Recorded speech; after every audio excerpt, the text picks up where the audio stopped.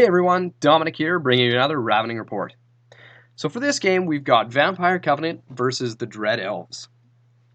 This game is a little bit different than just our normal league play here, as this one's actually going to be the start of our local club's playoff. So for our playoffs, we have 6 players. Top 2 spots get a bye the first round, with the next 4 spots facing off against each other in a double knockout style. So for the players in the playoff, we have myself, Vampire Covenant. We've got our Dread Elf player. We've got our Beastmen. We've got Warriors of the Dark Gods. And lastly, Orc and Goblins, all in the playoffs here.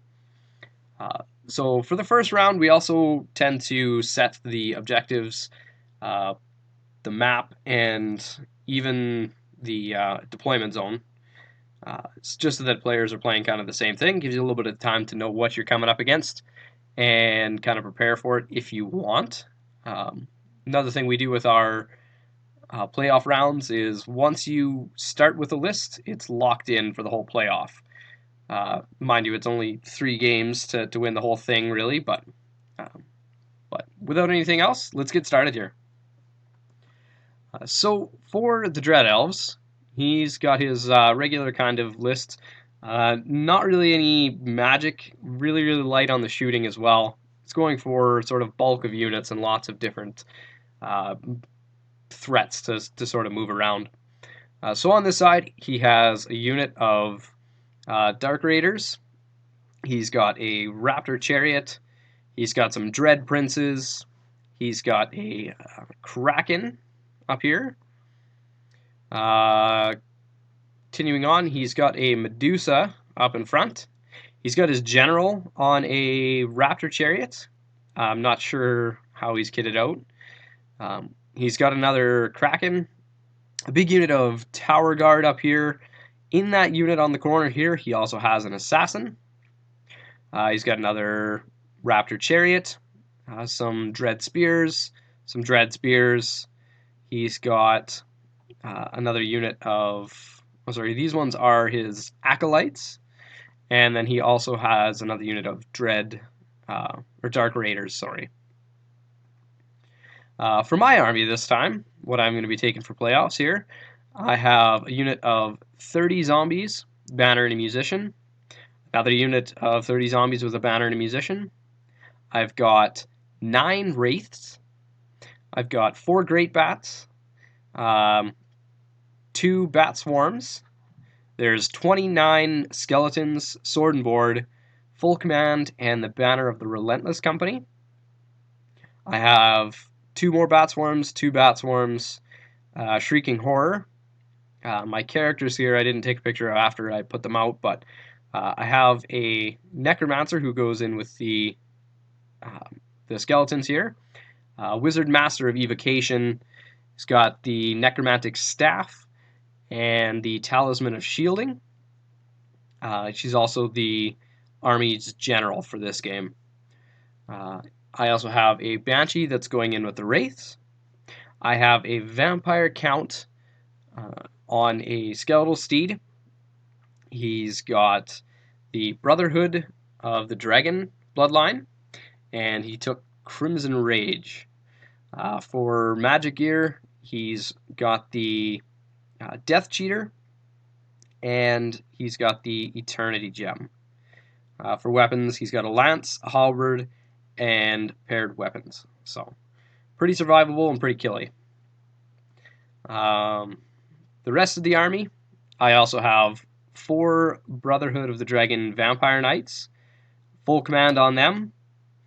I can't remember right now if I gave them any kind of banner. I think I may have, but I'm not remembering off the top of my head. And then lastly, I've got a Varkalak. For Vanguard, I move up the Varkalak to here. After quite a few trading back and forth, I was just putting down chaff and nonsense, waiting to see where he was going to put most of his stuff.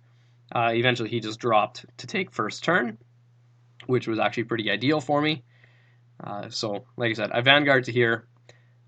These are my spells. So, Danse Macabre, Touch of the Reaper, Hasten the Hour, The Dead Arise and Arise. from the bound, as well as a rise on the general. So she's got lots of spells and good threat there. And then just with the vampire count, he's got Pentagram of Pain and a rise.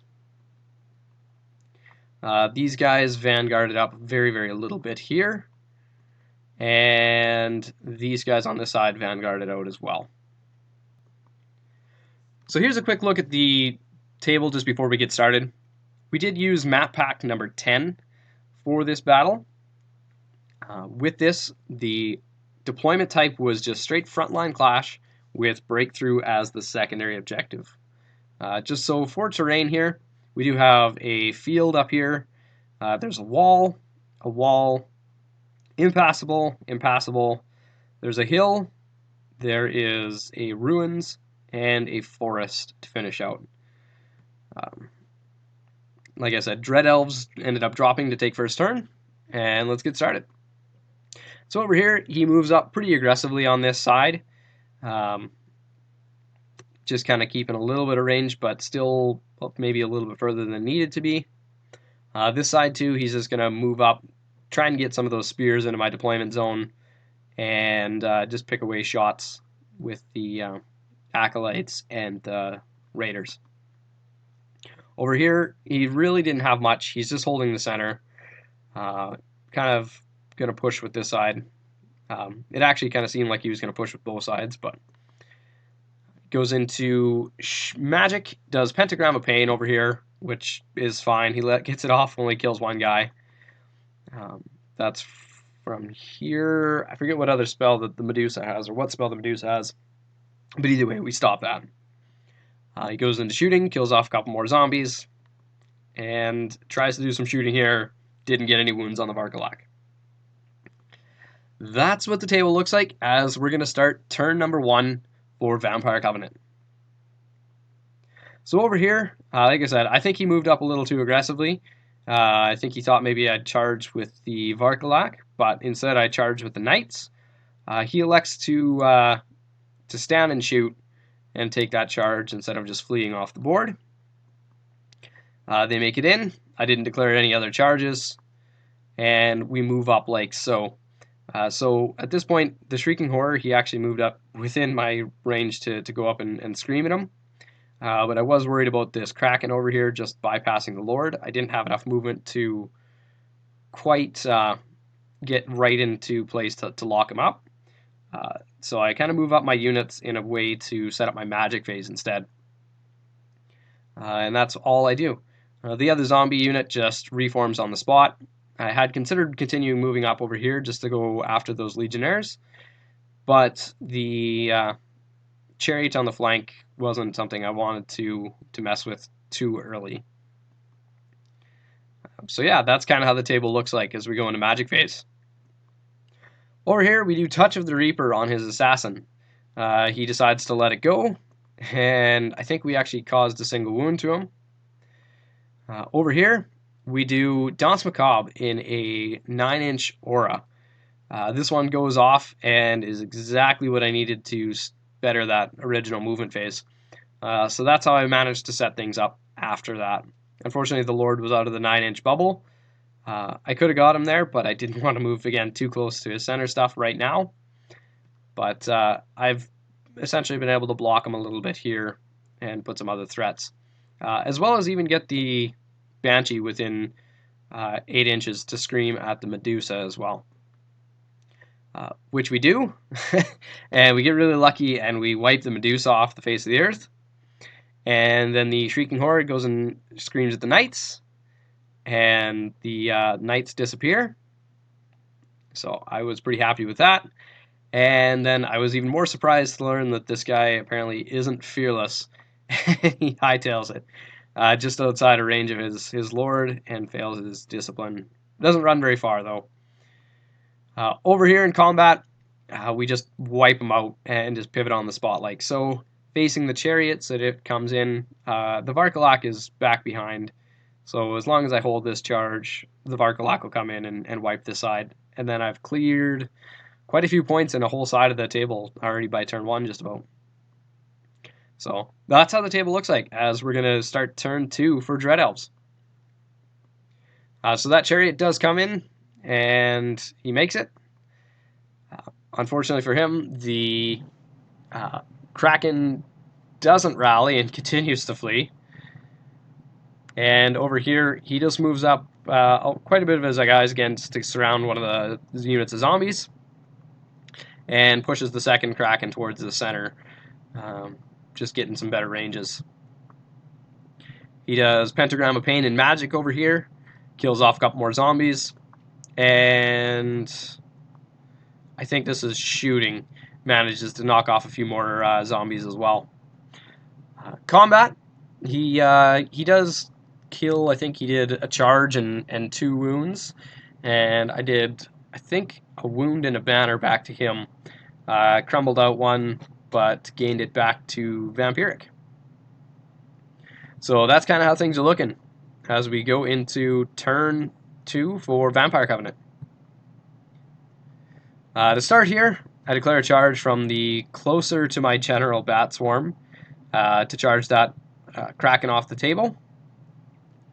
The Varkalak, like I said, goes into the flank of the chariot, makes it in no problem, and that's all we do for that. The Banshee moves through the impassable terrain. I think you may have forgot about Ghost Step here, but either way, move through just to go scream at the Chariot Lord and keep the other guys in reserve. With this, I couldn't actually get my Shrieking Horror anywhere to be within range, and at this point I wanted to keep it closer to the general just so that it could pop out and do its scream against a high value target there. He does have quite a few of them, so yeah, that's how things are looking. We also put out our first unit of chaff to make sure that this chariot can't charge these guys over here and just bypass everything. So I left him an easy charge here, and if he wants to charge, he can just barely, I think, I didn't actually try it, but he can just barely get these zombies, I think, or he can charge these bats and then overrun and kill these zombies over here. Either way, it takes him further away, and then maybe I can try and escape some scoring units into the backfield for the secondary objective. So yeah, I move up these zombies a little bit. I also left him a 15-inch charge over here. If he wanted to declare that charge and potentially fail, I feel that's better than just moving 10 inches to go grab secondary. We go into magic. We do Touch of the Reaper again on his assassin. This time he tried to stop it. It still went through, and we kill his assassin. We got a Rise off here as well, and grow a bunch of zombies. And I think that was about it. Over here we do some screaming. I think I caused a wound to this chariot, actually. And in combat, we wipe out the chariot without suffering any wounds back. So that's how the table looks as we're going to start turn 3 for Dread Elves. So like I said, he's going to charge the zombies with the chariot. He's going to go with the charge, the 15-inch charge into the zombies with the spears. The raiders are going to go into the flank, and the acolytes are going to go into the flank as well. They all make it in, and I think that was pretty much it for his charges. He decided not to get just tied up over here and moves back instead. The Chariot Lord also backs up. Again, I think he forgot about Ghost Step here, and he was actually within range. Bit of a spoiler, but that's pretty much all he does. He does Pentagram of Pain on the bats, and with the, I think it was magic card number 1, actually, is what he got. And he rolled 4 or 3 6s, so the unit champion just ended up dying here from the acolytes. And yeah, I think that was pretty much it for magic after that point, because now he's got nothing left. Over here, did shooting from this chariot, knocks off a lucky wound on the Banshee. And we go into combat. Fights this one out, and after it crumbles, I'm down to here. I did forget in this round, actually, that I was still steadfast before my crumbles, so I lost by a ton, but it should have only been 12. Either way, it managed to stick around. I got 5 guys left there. out of the original 30. That's an overview of the table as we're going to start turn 3 for Vampire Covenant. So over here, we just move the Banshee through, does its Reaper attack, doesn't manage to wound it, and getting ready for Scream. We also, like I said, we move the Wraith through to the other side, and he does die to this one. There's 9 Strength 5 AP 10, so the Chariot Lord disappears. We decide to march through the ruins, suffer a couple wounds from that, and the Varkalak just speeds through and he didn't suffer anything. We go into magic. I guess in movement, I didn't take a good picture of it, but the Shrieking Horror also moved up into position here and just got within range of the Kraken. So in magic, we do Pentagram of Pain on these Dark Raiders back here. They're no longer engaged in this combat.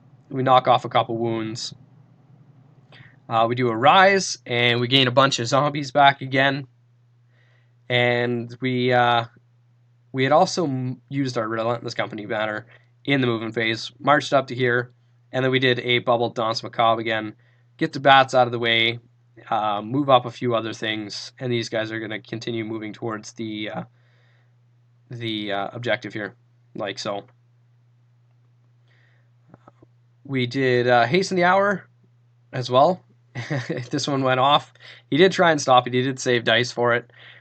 We still knock off the unit champion and 2 other guys. I've had really, really good magic so far this game. Like, abnormally good for me. We do shooting, and only managed to put 3 wounds on the Kraken. Rolled 3 ones on the Scream. Over here, he does a bunch of damage, but after crumbles, just the banner is left standing. So that was really, really lucky for me. And that's how the table looks like as we're going to start Dread Elves turn 4. So here he's going to go into the front of the Shrieking Horror. Nothing I can do about that. And he didn't declare any other charges, actually. He didn't want to just clear off the chaff at this point, just because there is quite a bit coming from this side. He actually decides to just sort of shift and maneuver around. These Dark Raiders continue to come up here and try and knock off some shooting attacks on stuff. And the Spear units decide to book it and run for that objective as well. He has no shooting, really. They did shoot at the zombies. He's got no magic, and he did go straight into combat. Right here, easily takes care of that last zombie, and also takes care of the Shrieking Horror without suffering any wounds. Actually, I think I did 1 more wound to it. Either way, it's still alive. The Shrieking Horror died, and he overran easily into the zombies. Now, unfortunately for me, I had positioned this guy a little bit poorly on my turn after the Danse Macabre move. So what ended up happening is I kind of ended up blocking myself. I saw the overrun coming here into the zombies. But my plan originally was just to bypass and go into the chariot and then stop these guys from getting into the deployment zone. But with my positioning now, he's not going to be able to do that.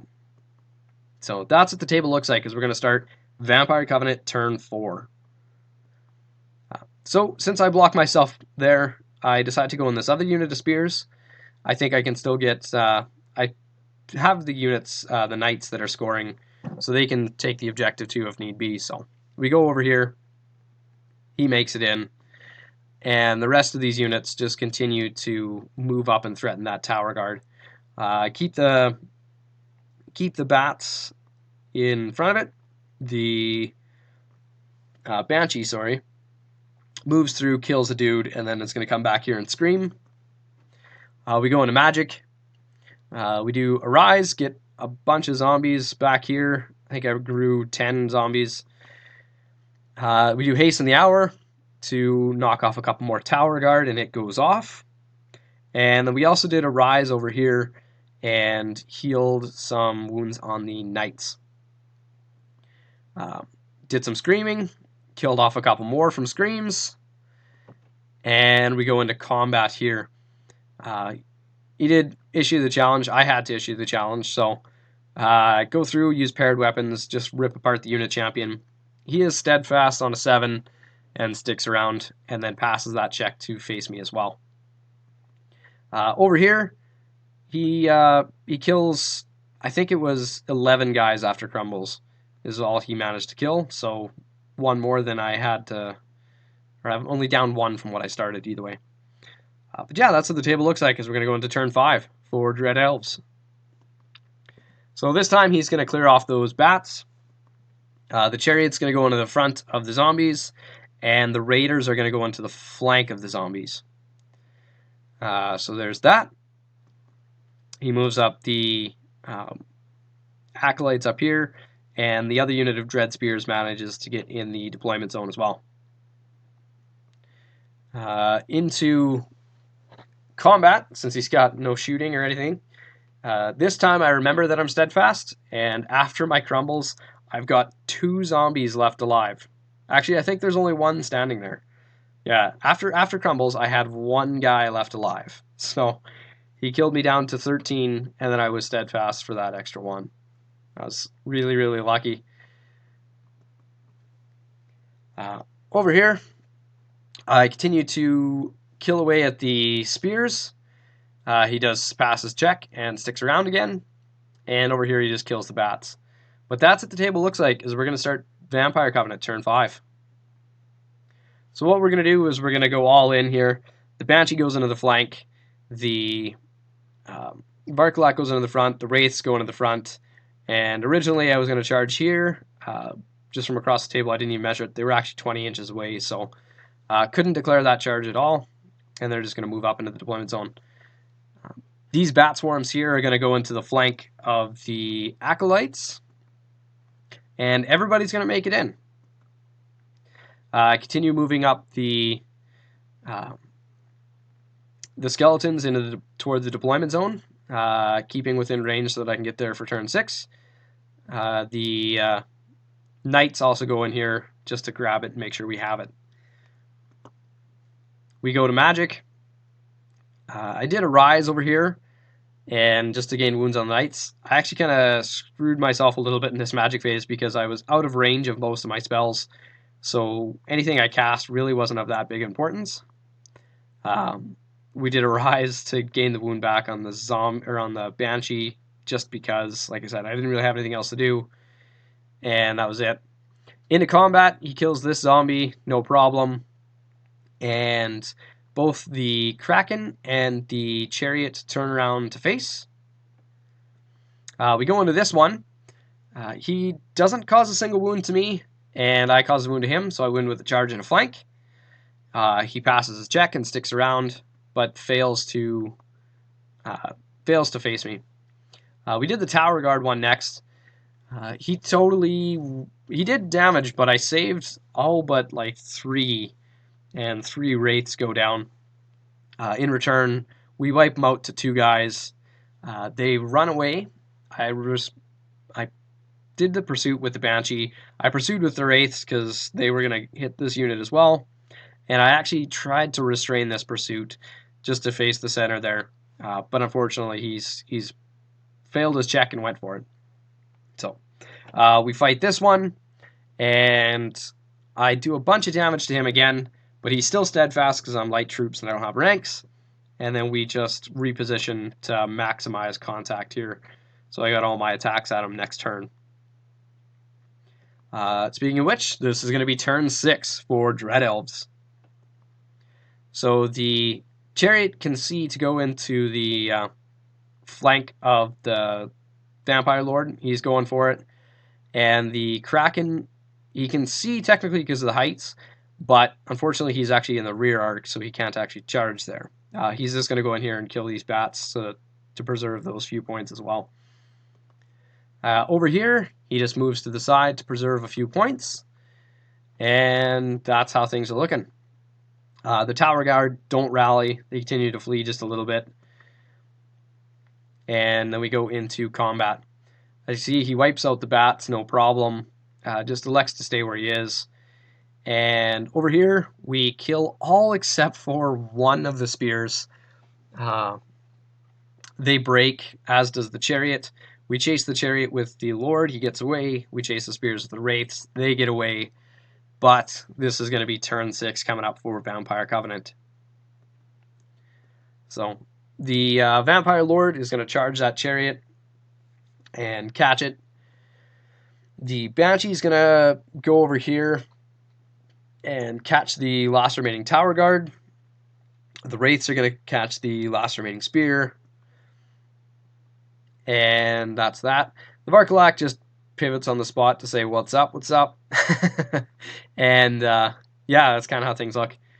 I move up the Wizard Master over here, Necromancer, just to maybe grab a few extra points. At this point, the game is firmly in my hands, so didn't really make too big of a difference here, but we do magic. We do Touch of the Reaper and manage to kill the Hydra, or the Kraken, sorry. We also tried to do Touch of the Reaper just to kill the Acolytes, but he did stop that. But that's the end of the game right there. So, tally up the points with secondary. It's a 20-0 victory for the Vampire Covenant. Now, the points don't really make too big of a difference for this game. Like I said, it was a playoff match, so you could win by 1 point, and that's all that matters. You could fight to a draw, but as long as you have, there has to be a winner. So even if it's a draw, but you were on top, you still got the one, you go on to the next round. So, for this one here, after this round, my opponent is either going to be the Beastman or Kingdom of Equitaine. The winner of that game will go on to face myself. And at the same time as that game happens, there will be Warriors of the Dark Gods versus Orc and Goblins, with that player going on to the final. And then lastly, the winner of whoever I'm going to face off next goes on to the final as well. So, really fun game. We had a little bit of a chat of maybe where things went wrong. For myself, it was really hard to find anywhere. I found that I was really bad with my spell ranges this game. I wasn't really paying attention to a lot of it most of the time. And just got really lucky to get a lot of the spells off. For Dread Elves, I kind of felt like this part, right turn 1, with me loading everything that was scary on one flank, he moved up a little too aggressively, which allowed me to capitalize on that. Being able to scream apart the knights and get rid of some chaff, as well as just push them back on this side on turn 1. I thought that was pretty much the turning point of the game already right there. So, like I said, really fun game, and look forward to seeing who I'm going to face off next, either the Kingdom of Equitaine or the Beastman. So, stay tuned for that. Hope you guys enjoy these battles.